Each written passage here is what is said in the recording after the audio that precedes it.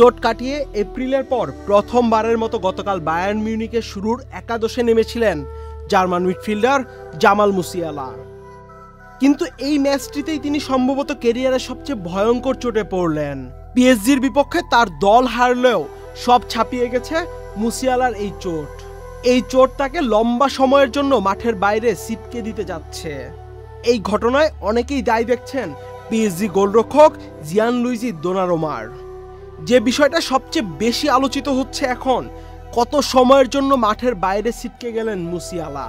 জার্মানির news outlet build জানিয়েছে মুসিয়ালার পায়ের বেশ কয়েকটি লিগামেন্ট ক্ষতিগ্রস্ত হয়েছে এবং তিনি 4-5 মাসের জন্য মাঠের বাইরে থাকতে পারেন।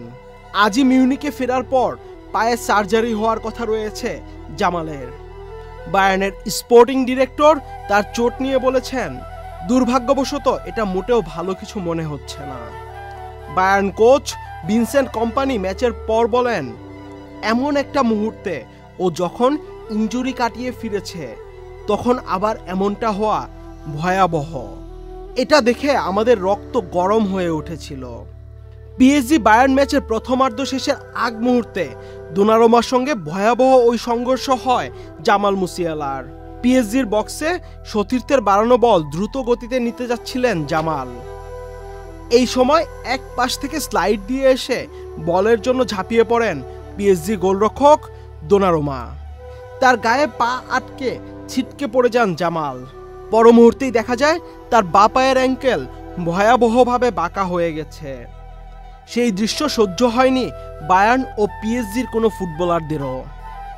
ব্যথায় কাতরাতে থাকা বায়ার্ন তারকার পাশে দাঁড়িয়ে কেউ জার্সিতে মুখ ঢাকছেন, কেউ বা শোকার্ত মুখ নিয়ে প্রতিক্রিয়া দেখাচ্ছেন। এমনকি দোনারুমা নিজেও ভেঙে পড়েন। হঠাৎ থেমে গিয়ে হাঁটু গেড়ে বসে পড়েন মাঠেই। মুসিয়ালা এমন চোটে সামাজিক যোগাযোগ মাধ্যমে পেয়েছেন অজস্র শুভকামনা।